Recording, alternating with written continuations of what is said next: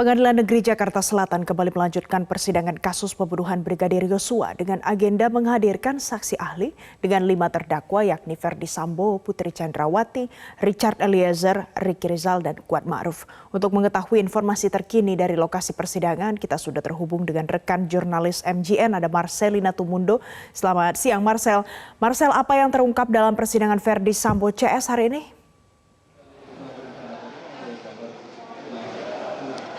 Valen, tadi dalam persidangan dengan dihadirkannya ahli digital forensik, ia mengoperasikan sebuah alat yang bisa memutarkan rekaman CCTV di rumah Saguling atau di rumah Ferdy Sambo beberapa jam kejadiannya sebelum terjadi peristiwa penembakan di rumah Duren 3, penembakan terhadap Brigadir Yosua. Dalam persidangan tadi ini terlihat ada 2 rekaman atau ada 2 titik CCTV yang kemudian diputarkan dalam persidangan ini. Yang pertama adalah ketika rombongan dari Putri Chandrawati tiba dari Magelang ke rumah Saguling, dan di situ terlihat bahwa kelima terdakwa baik itu Ferdy Sambo yang tiba terlebih dahulu atau tiba pertama kali di rumah Saguling terpisah dari rombongan, kemudian juga ada kedatangan dari Putri Chandrawati, lalu ada ART-nya Susi, ada terdakwa Kuat, terdakwa Richard Eliezer, dan juga terdakwa Ricky Rizal. Kalau merunut dari dakwaan yang disusun oleh jaksa penuntut umum bahwa tujuan dari mereka pergi ke rumah Saguling setelah dari perjalanan Magelang ini adalah untuk melakukan tes PCR. Dan dalam rekaman CCTV tadi juga terlihat bahwa ada petugas PCR yang terlihat dari CCTV ini keluar atau sudah selesai melakukan pengecekan tes PCR kepada Putri Chandrawati dan juga sejumlah terdakwa lainnya. Kemudian tadi juga dari pihak jaksa penuntut umum meminta pihak ahli untuk memutarkan adanya CCTV yang berada di sudut lain, yaitu berada di dalam rumah atau tepatnya di depan sebuah lift. Kenapa ini menjadi penting? Karena kalau dalam surat dakwaan tertulis bahwa ada pergerakan dari para terdakwa, terutama dari Kuat Ma'ruf, Putri Chandrawati, Richard, dan juga Ricky untuk mereka pergi ke lantai 3. Dan dalam surat dakwaan, salah satu aktivitas yang dilakukan di lantai 3 adalah adanya pembicaraan antara Ferdy Sambo yang pertama kepada Ricky Rizal untuk meminta kesediaannya melakukan backup atau mendukung Ferdy Sambo jika kemudian bertemu dengan Yosua di rumah Duren 3. Dan hal itu juga tadi terlihat dalam CCTV yang diputarkan bahwa Ricky Rizal terlihat masuk rumah lalu naik lift di pukul 15.42 waktu CCTV, dan juga ia turun kembali tidak lama, hanya berselang 10 menit setelah ia naik lantai 3, kemudian Ricky Rizal turun. Lalu berselang beberapa menit atau hanya 3 menit saja perbedaannya dari Ricky turun, terdakwa Richard Eliezer lalu naik menggunakan lift yang sama sekitar pukul 15.56 waktu CCTV, dan berselang kurang lebih 20 menit lalu Richard Eliezer ini turun dari lift yang sama. Ini kemudian dicoba dicocokkan kalau dari pihak jaksa penuntut umum apakah memang betul-betul terjadi percakapan di lantai 3 tersebut. Tadi juga dilakukan perbesaran gambar video atau di zoom, dan terlihat bahwa lift tersebut ini berhenti memang di lantai 3. Tetapi kemudian dari pihak kuasa hukum atau dari pihak terdakwa ini juga mempertanyakan ada beberapa runutan peristiwa yang berbeda di dalam rekaman CCTV dengan yang dirumuskan oleh JPU di dalam dakwaan. Misalnya saja ketika dari pihak Richard Eliezer ini dikatakan di dalam dakwaan membawa senjata jenis tire, dan juga dalam dakwaan disebutkan bahwa Richard sempat naik ke lantai 3 rumah CCTV menggunakan tangga yang berada di sebelah CCTV. Tetapi tadi terlihat bahwa Richard Eliezer ini naik ke lantai 3 menggunakan lift sebagaimana yang tadi kami tonton bersama di dalam ruangan persidangan ini.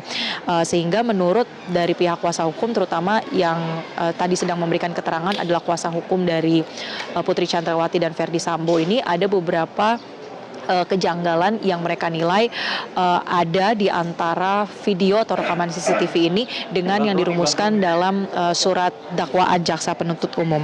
Nah, kemudian juga selain CCTV di rumah Saguling, tadi juga diputarkan ada CCTV dari Komplek Polri Duren 3 atau dari TKP yang sebelumnya juga sudah berulang kali diputarkan yang memperlihatkan bahwa almarhum Brigadir Yosua ini masih hidup ketika Verdi Sambo tiba di rumah dinas tersebut. Tetapi tadi diperlihatkan secara lebih detail karena sudah dihadirkan ahli. Ahli ini bisa memperbesar gambar atau video tersebut yang menunjukkan bahwa memang betul Brigadir Yosua ini masih hidup dan mengenakan kaos berwarna putih atau ini cocok dengan rekaman di Saguling yang menunjukkan bahwa di rumah Saguling Brigadir Yosua juga mengenakan kaos berwarna putih.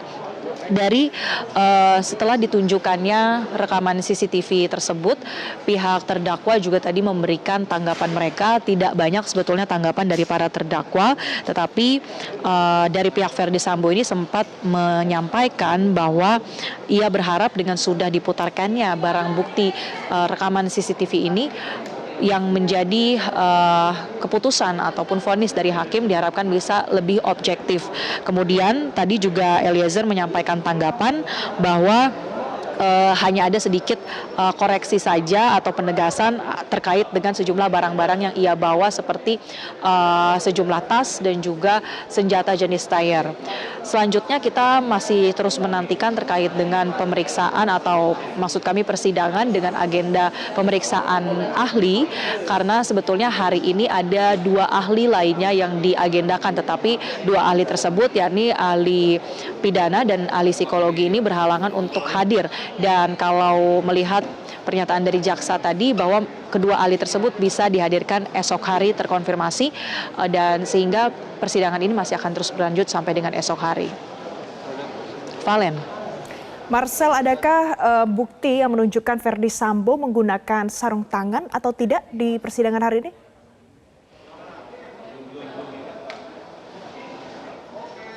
Ya, tadi juga dalam rekaman CCTV yang diambil dari Komplek Polri Duren 3 itu juga selain menunjukkan adanya fakta Yosua masih hidup, itu juga menunjukkan bahwa Verdi Sambo ini turun dari sebuah mobil dan terlihat di situ tidak mengenakan sarung tangan. Tadi sempat dilakukan proses memperbesar gambar juga, tetapi sayangnya untuk kualitas dari gambar yang diputarkan tadi ini tidak begitu tinggi sehingga tidak terlihat jelas. Tapi kalau kita bandingkan dengan dakwaan bahwa sarung tangannya ini disebutkan berwarna hitam begitu. Dan kalau dari pantauan kami, kondisi dari kedua tangan Verdi Sambo ini tidak ada benda ataupun objek yang berwarna hitam. Tetapi yang belum bisa dikonfirmasi dalam video atau rekaman CCTV itu adalah soal sebuah senjata yang jatuh. Karena ketika Verdi Sambo turun dari kendaraannya, ia turun dari pintu sisi kiri. Sementara untuk posisi kamera CCTV ini adalah dari sisi pintu sebelah kanan, sehingga cukup tertutup, tidak terlihat dengan jelas posisi dari Verdi Sambo, bahkan juga tidak terlihat adanya gestur untuk menunduk mengambil sebuah benda, sehingga kalau soal ia menjatuhkan senjata sebagaimana dalam dakwaan ini belum dapat terkonfirmasi sampai dengan saat ini. Tentu proses pembuktian ini masih akan terus berlangsung dan alat bukti berupa rekaman CCTV ini menjadi sangat penting dan sudah beberapa kali juga dihadirkan dalam persidangan dugaan pembunuhan Yosua. Valen. Baik, terima kasih Marcelina Tumundo untuk informasi Anda langsung dari Pengadilan Negeri Jakarta Selatan.